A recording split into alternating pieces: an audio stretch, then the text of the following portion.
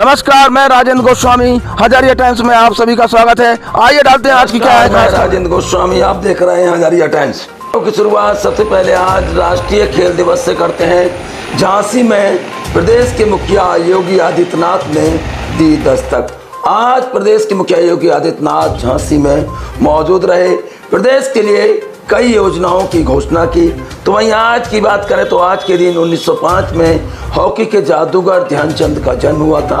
आज हॉकी के जादूगर ध्यानचंद का जन्मदिन के मौके पर प्रदेश के मुखिया योगी आदित्यनाथ ने कहा, ध्यानचंद की जन्म जयंती पर आज प्रदेश के मुखिया योगी आदित्यनाथ झांसी पहुंचे तो वहीं झांसी में ध्यानचंद को याद किया। उन्होंने कहा कि हॉकी के जादूगर ने कई गोल्ड जिताए, जर्मनी सरकार के आकर्षक ऑफर को ठुकरा दिया। इस महान हॉकी के जादूगर को सत सत नमन। तो वहीं बुंदेलखंड की धरा को सत सत नमन। बुंदेलखंड की धरा वीरांगनाओं की धरा है। अब हम थाना बार की उस खबर को बताते हैं जिसकी जनपद वासियों को बेसब्री से इंतजार था कि इस पूर्व प्रधान की हत्या आखिर किसने की। और जब ये निकला राज तो लोगों के पैरों से जमीन निकल गई। थाना बार एसओजी व सर्वलाइन की संयुक्त टीम द्वारा ऑपरेशन त्रिनेत्र की मदद से 24 घंटे में पूर्व प्रधान की हत्या का राज खोला। 2 अभियुक्तों को जेल भेज दिया। ये पूरी कहानी हम आपको सिलसिलेवार हत्या की कहानी सुनाएंगे और हत्या की वजह भी बताएंगे कि कौन सी परिस्थिति में, किस परिस्थिति में प्रधान की हत्या हुई। इस कहानी के ऐसे 2 किरदारों को बताएंगे, इस हत्याकांड के ऐसे 2 किरदारों के नाम बताएंगे जिनमें एक पत्नी है तो एक पुत्र है। श्रीमती कविता देवी पत्नी शंकर उर्फ महादेव, उम्र करीब 35 वर्ष, एवं अभियुक्त मृतक का पुत्र सत्यम पुत्र शंकर उर्फ महादेव, उम्र करीब 19 वर्ष, निवासी गणग्राम बमौरी सजना, थाना बार, जिला ललितपुर को इसने हिरासत में ले लिया है। इस पूरी कहानी को पुलिस ने जिस तत्परता से सीसीटीवी फुटेज की मदद से वर्कआउट किया, ये वाकई में काबिल तारीफ है। की पत्नी ने, पुत्र ने इस पूरी घटना को एक एक्सीडेंट का रूप देना चाहा, पर सीसीटीवी फुटेज, पीआरबी की जो पेट्रोलिंग होती है उसकी सक्रियता की वजह से इस घटना का जल्द खुलासा हो गया। वैसे इस घटना में कविता की बात करें जो कि पूर्व प्रधान है जिसकी मौत हुई, उसकी पत्नी और उसके पुत्र सत्यम की बात करें तो पूरी तरह से गुमराह कर रहे थे पुलिस को और इस पूरी घटना को एक एक्सीडेंट बनाकर पेश करना चाहते थे। पुलिस अधीक्षक मोहम्मद मुश्ताक की बात करें तो पूरी तरह से घटना होने के बाद ही सक्रियता से आए, एक्शन मोड में आए और पूरी तरह से टीमें गठित की और इस घटना का आज अनावरण हो गया। पर इस कहानी का वो दूसरा पहलू भी हम बताएंगे, वो सच भी बताएंगे कि इस घटना की क्या कहीं वो वजह तो नहीं है जो आज बार क्षेत्र में चर्चा का विषय बनी हुई है।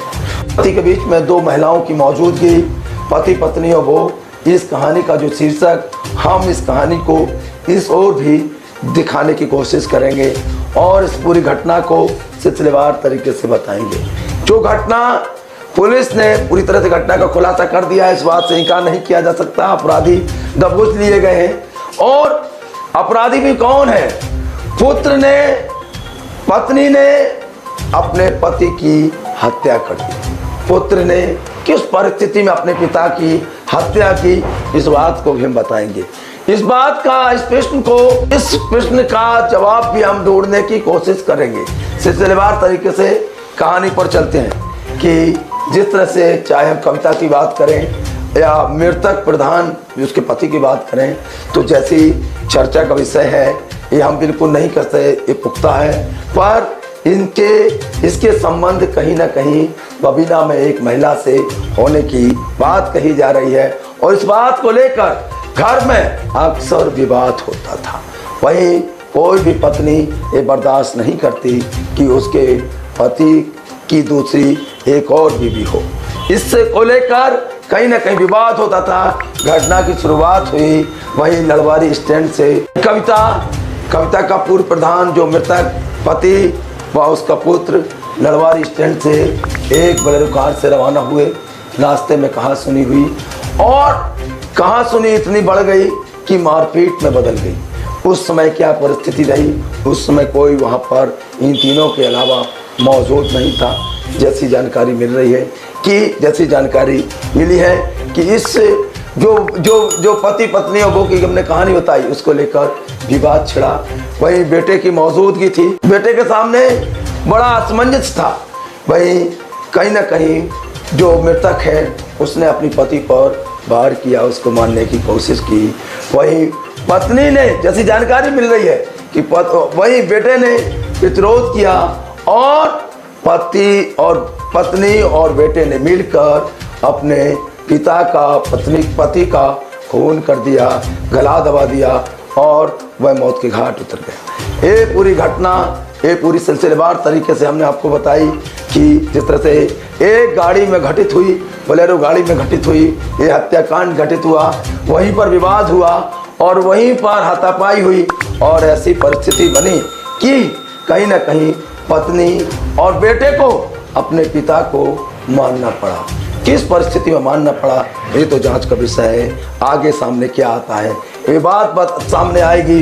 पर जिस तरह से पुलिस की तहरीर के अनुसार कहीं ना कहीं कविता व सत्येंद्र ने मिलकर अपने पति व पिता को, सत्येंद्र ने अपने पिता को, कविता ने अपने पति को मौत के घाट उतार दिया। इस कहानी का यहाँ क्लाइमैक्स खत्म हो गया और इस कहानी का अब जिस तरह से पुलिस की जांच का दायरा है, पुलिस इस कहानी के कहां तक हत्यारे सलाखों के पीछे पहुंच गए। आइए सुनते हैं पूरे मामले पर पुलिस अधीक्षक मोहम्मद मुश्ताक ने क्या कहा। पूरे इनकी जो है हत्या जो है वो की गई है। जैसे ये सूचना मिली थी उसमें सुसंगत धाराओं में अभियोग जो है वो थाना बार में जो है पंजीकृत किया गया था। इसके अनावरण के लिए 3 टीमें जो हैं वो बनाई गई थी। थाने की टीम, एसओजी और सर्विलांस की टीम जो है सीओ साहब के नेतृत्व में जो है बनाई गई थी। उसमें जानकारी ये प्राप्त हुई थी, जो हमने वहाँ पे दर्जनों सीसीटीवी कैमरे देखे और जो वहाँ पे व्यापारियों से, जो राहगीरों से जो बातचीत हुई उसमें पता चला था कि जो मृतक है वह मृतक जो है कैमरे में लगभग 11-15 के आसपास जो है वो दिखाई दिया था और लगभग 12 के आसपास जो है उसकी हत्या जो है वो की गई थी। तो उसमें पूरा सीसीटीवी कैमरों के माध्यम से उसका रूट चार्ट बनाया गया था। उसमें पता चला था कि जो मृतक की पत्नी है और उसका जो बेटा है, ये दोनों लोग जो है उसको मिले थे और एक ही गाड़ी में ये लोग बैठ करके जो है वो गए थे। फिर उसमें जो है किसी मुद्दे को लेकर के इनके बीच में विवाद हुआ था और विवाद होने के दौरान जो है आपस में जो मारपीट हुई थी उसमें जो है जो मृतक है वो रोड पे गिर गया था और उसके बाद जो उनकी पत्नी है और उनके बेटे हैं, इन लोगों ने उनका गला जो है, जो गले में गमछा था उसको उससे गला जो है वो दबा करके इनकी हत्या कर दिया था। इसमें सबसे इम्पोर्टेंट बात ये थी कि इनके द्वारा इस पूरे जो हत्या है इसको रोड एक्सीडेंट का जो है ये रूप देना चाह रहे थे और बॉडी को सड़क के ऊपर लिटा करके ये लोग भागने की फिराक में थे। उसी दौरान जो है जो हमारी पीआरबी की अलर्टनेस है उसके कारण हमारे पीआरबी तत्काल वहाँ पे उसी एरिया में गश्त कर रही थी। तो पीआरबी के जवानों ने जब देखा कि ये इनके द्वारा जो है किसी व्यक्ति को लिटाया जा रहा है तो उनसे पूछताछ की गई थी। तो इन्होंने वहाँ पे झूठ बोला था कि हमारे पिताजी की तबीयत खराब है, हम इनको हॉस्पिटल जो है वो ले जा रहे हैं।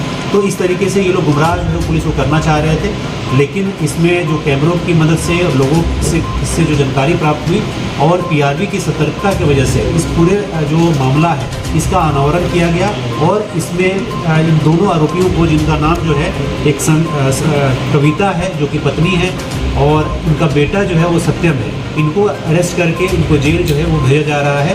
कि पहले भी जो मृतक है वो पहले जेल जा चुके हैं और भी जितने भी पहलू हैं उन सबको विवेचना में जो है शामिल किया गया। राष्ट्रीय शैक्षिक महासंघ ब्लॉक इकाई तालबेट द्वारा जिला बेसिक शिक्षा अधिकारी को संबोधित ज्ञापन खंड शिक्षा अधिकारी वेद प्रकाश सिंह को सौंपा गया।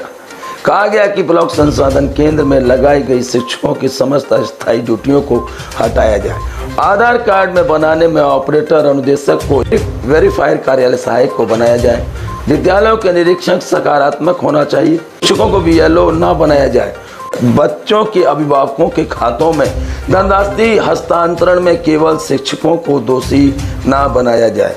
जर्जर विद्यालय की मरम्मत हेतु ग्राम प्रधान व ग्राम विकास अधिकारी को निर्देशित किया जाए। इस प्रकार संगठन द्वारा 26 सूत्रीय मांग पत्र खंड शिक्षा अधिकारी को सौंपा गया।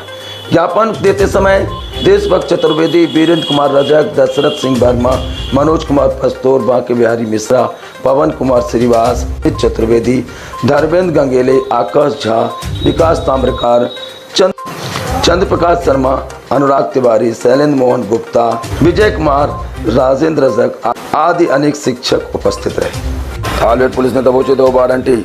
सरमन पुत्र हरनाम लोधी, उम्र करीब 55 वर्ष, निवासी ग्राम देगारा, थाना तालबेट, जनपद ललितपुर।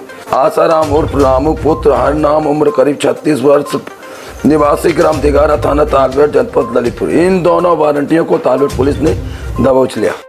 तालबेट नगर में बेतरतीब से चला रहे बाइक चालकों की वजह से हो रही घटनाओं के बारे में वो एनालिसिस करेंगे कि हम और आप तो सुरक्षित चलते हैं, पर जो बाइकर्स कहीं ना कहीं स्टंट करते हैं, तेज चलाते हैं, उनसे कौन बचाएगा। इन पर कार्रवाई होने की ज़रूरत है। पुलिस की निगाह उन पर सीधी पहुंचे, उन पर कार्रवाई ऐसी हो कि वो इंस्टेंट करना तो बहुत बड़ी बात, उसको सोच ना सके। हम भी कई बार ऐसे बाइकर्स से हमारी भी रास्ते में मुलाकात हो जाती है। ऐसे बाइकर्स हमें छू कर भी निकल जाते हैं, पर हम उनका कुछ नहीं कर सकते। वो इतने तेज होते हैं कि वह हवा से बातें करते हैं, पर वह नहीं सोचते कि किसी भी क्षण उनकी भी मुलाकात कहीं ना कहीं दुर्घटना से हो सकती है। पूरा कलम है, एक बाइक ने पीछे से राहगीर में टक्कर मार दी, तो वहीं दूसरे अगर हम रानीपुरा की बात करें, 2 बाइकों की आमने सामने टक्कर हो गई और इतनी टक्कर हुई कि तालबेट CHC लाया गया। घायलों को हालत गंभीर होने पर झांसी मेडिकल कॉलेज रिफर कर दिया गया। वहीं जो बाइकर्स तेज चला रहे थे, उनमें से एक की हालत भी गंभीर है। जिस तरह से जो बाइकर्स तेज चलाते हैं, उनकी वजह से घटनाएं होती हैं, उन पर कब विराम लगेगा, ये भी एक बहुत बड़ा सवालिया निशान हम छोड़ के जा रहे हैं। लाल यूट्यूब पर जाकर हमारे चैनल को सब्सक्राइब करेगा। फिर मिलते हैं नई खबरों के साथ। अपना बेहतरीन से ख्याल रखिएगा। जय हिंद।